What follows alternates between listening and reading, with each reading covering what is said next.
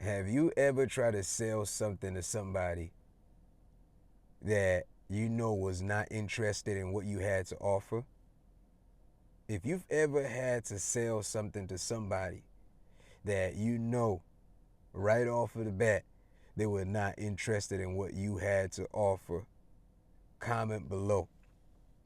Comment below. Let me know. And also let me know where you watching from.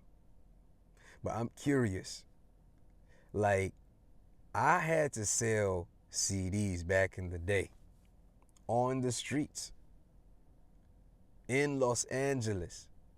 I had my backpack full of CDs on the streets. I would run up to different people, random people. I'd tell them what the album was about, what the mixtape was about. Sometimes they don't even let me get through. Sometimes they just turn me down right off of the bat. And I ain't gonna lie, the rejection hurt. From the beginning, it did hurt. And if I'm to be honest, rejection in general does hurt. But you just develop that heart to know what you are after.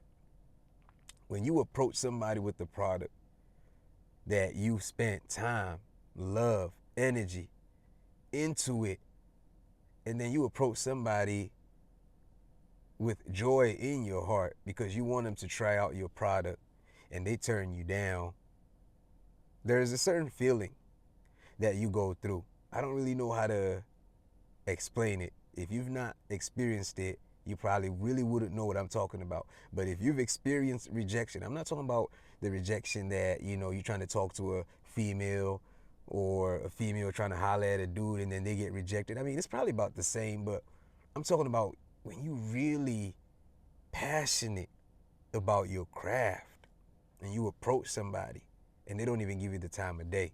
It make you feel some type of way.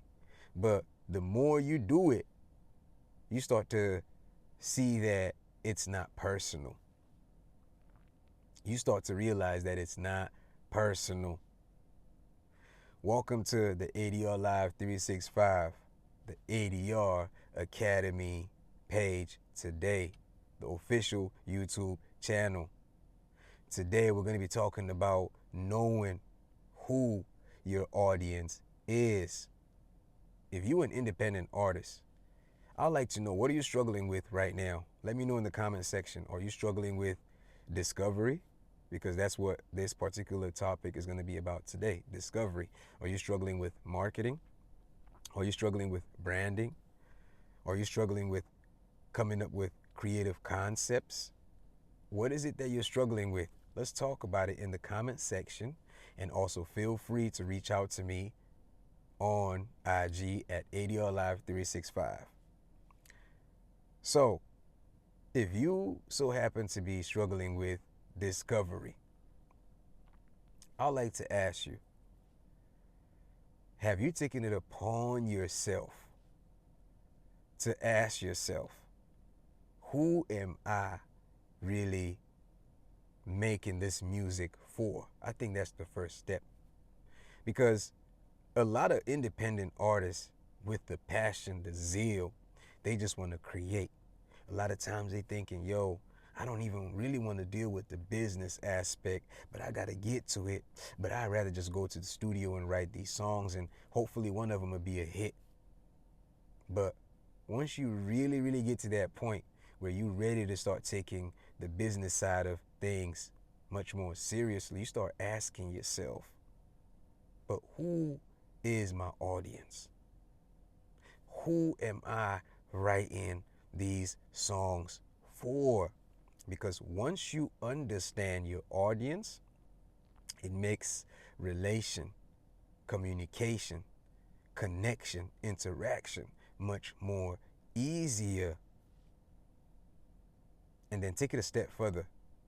You gotta also study the ones that's already resonating with your content. But let's not go too far ahead of ourselves. First of all, you got to ask yourself, who is it that I'm writing this for? Because if you are a gospel artist, for instance, and the people around you mainly like rock music. It is not to say that they're not going to like the gospel that you're doing, but you would have to study to understand what would make them accommodate your gospel, especially if you know that they just love rock. That's all that they jam. That's all they mainly listen to. A lot of times, that's what they in the mood for. But you a gospel artist, right? So you start questioning, if I'm going to take this product to the market, which we're in a digital age now. It's not like you got CDs that you're going to try to, really, really establish a raw, organic market base like from the streets. We're literally in a digital age where you're going to have to use those ads. You're going to have to tailor your ads to hit the target audience, but that means that you got to have a good idea of your target audience. You got to have a good idea of your target audience. You got to know artists that kind of do or sound like what you got to offer. And then you do some research. You look into their target audience. You look into the audience that they're already appealing to. You got to write it down. You look into the age dynamics, the age group. It goes deep. You really got to take out the time and go deep into understanding your target audience, because communication, as you know, becomes much more stronger when you understand who resonates with your content. And the key is communication. You can't play with communication. But within yourself, first you got to have that deeper inner standing. And not just within yourself. You got to get into the habit of actually writing things out. Maybe using your notepad, especially if you're going to be on your phone a lot, especially if you know you're going to be doing, the first few stages of your career. You're going to have to do a lot by yourself. And this particular phase of your target audience is extremely important. You can't even sleep on it, because if not, you're going to find yourself writing dope songs and then just releasing it, and then it just stays out there. And then you start feeling discouraged. You start feeling like, yo, nobody really liked my music. Nobody really supported me. But how you feel though? Like, have you gone through that phase already? If you've already broken through that phase, I'd like to know. Can you let us know in the comments section? If you were able to overcome that phase of, how are you going to get to the people that are actually going to listen to your music? Let us know in the comment section what you went through and how you went through it, so somebody else can learn. Because here at ADR Entertainment Academy, it's more about sharing different processes that work that somebody else can apply, so they can see themselves advancing as well. Because in this age that we're in, there's not no one particular formula. People are using different means to get ahead. So that means that we got to be open to learning on all levels. We got to be open to learning. You got to be open to learning, right? Because if you are realizing that you're going to be doing a lot by yourself, that means you got to find those portals. You got to find those outlets that have information, practical information that you could easily study up. You take notes. You extract what you know is important, the valuable information. You do some online research, and then you apply it. Then you refine. You apply it, extract what works, refine it, and keep going. You don't want to stay stuck. You don't want to say, well, this person said this, then I tried that and it didn't work out, so they lied. Nah, maybe they tried it and it worked out, and then you tried it and it didn't work out. And there's different reasons why it probably didn't work out. So be open to learning. I'm sure you're probably already past that. But if not, here you are. You're getting it from me.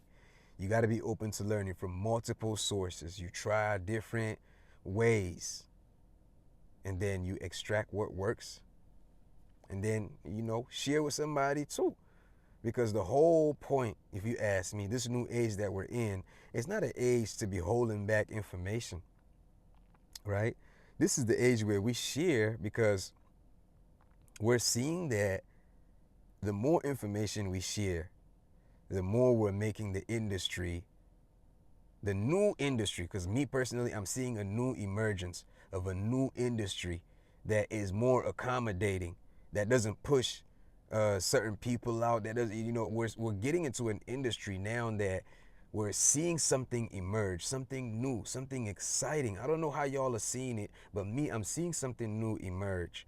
And it's this age where information that used to be hidden, where some people used to feel like we the ones who got this information and y'all ain't got it, so y'all gonna have to stay out, and if you want to get it, you got to pay us thousands and thousands, and even when you pay that money, they're probably still not giving you the game that you know you really need. So we getting into an age where all of that, it's out. Now it comes down to certain key elements, principles that you got to apply, and then you stay consistent with it and be willing to refine. You examine, you evaluate, you apply, and then you refine, and then you keep learning, and then you keep going. Yes, that's how it works now, especially if you're an independent upcoming artist. And don't feel like you got to do everything by yourself. I keep on emphasizing that because a lot of times, even though you're going to find yourself wearing multiple hats, but you got to know those different sources to look at to let your money go far, because I know you trying to let that dollar that you got go as far as it needs to go. So that means you need to be tapping into the right sources. You got to be connecting with the right people that are genuinely willing to help. You got to read reviews. You got to be reading comments. You got to be listening. You got to be paying attention, not just to what your associates around you in the industry are telling you, but you got to go deeper. You got to do your own research for real, for real. And the point that I made earlier, I'm going to bring it up again. You got to study the people that's already vibing with your sound. So when you release your first 10 songs, right? That's just an example. Or your first 50 or your first 100 songs, right? The people that actually letting you know, like, yo, you're tight. Yo, I like your songs. Yo, I like what you do. You gotta first create a list. Like literally, in my opinion, I think you gotta create a list of everyone that you know at some point, especially when you want to get your first dedicated 100 supporters or 1,000 supporters. You got to create that email list. But maybe you could also do it manually too, where you first get your first 100, where you actually write down their names, you get their emails, you get their social media accounts, and you actually create a good message, and then you send it to them, and you let them know, like, this is what you're trying to do, you know what I mean? And you would like for them to be a part of your initial community. But you got to study them. You got to know. You got to ask them questions too, like, yo, what is it that made you, since I've been doing music this whole time, why do you gravitate towards my sound? Or what is it that made you even give me that compliment a while back? And you get that information, and you're going to be able to use that now to build a profile for your potential audience. You know what I mean? So you got to be patient with yourself, but at the same time, you got to be willing to do that little data work in the beginning stages, because it's going to pay off tremendously. That's part of the building the systems that we're talking about.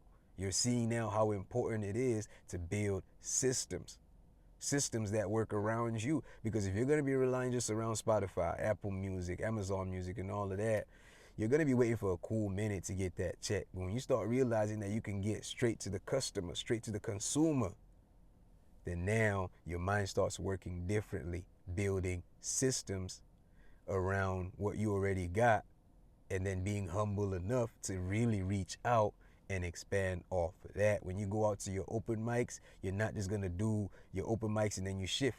You might even have to create you a sheet where when you get there, you perform, you let people know, yo, look, I really like to expand my base. I really like to get feedback. I'm working on building my first 100 supporters right now, and I appreciate it if you can write down your Instagram, write down whatever social media platform that you're using, so I can connect with you consistently, so I can get your feedback, so I can, you know what I mean, so we can stay up to date. And I really like for you to support me in my journey. And when you get that, you got to also create a timeline. You really got to get serious and consistent with what you're doing. I'm hoping that this is making sense. I'm hoping that we're going somewhere, right? So this video, remember, you got to define your target audience. You got to get deeper into who is my music for. Stop worrying about the ones that's not supporting you. They're not necessarily hating. People like what they like. Stop thinking that you got to be a superstar for people to like you. No, there is a mathematical way to go around this. It's a numbers thing. It's a numbers thing. You literally could have 100 people supporting you, and you probably chilling, eating good just off of that 100, compared to somebody else who got like 200,000 followers, and out of all of that, they're not getting nothing out of it. Real talk. Just because you went within and you decided to sit with yourself and actually analyze the data. Look, if this made sense to you, drop a comment below. Let me know what you think. I'm always looking forward to reading your feedback. You just tuned into ADR Live 365. Until next time, stay blessed and stay focused.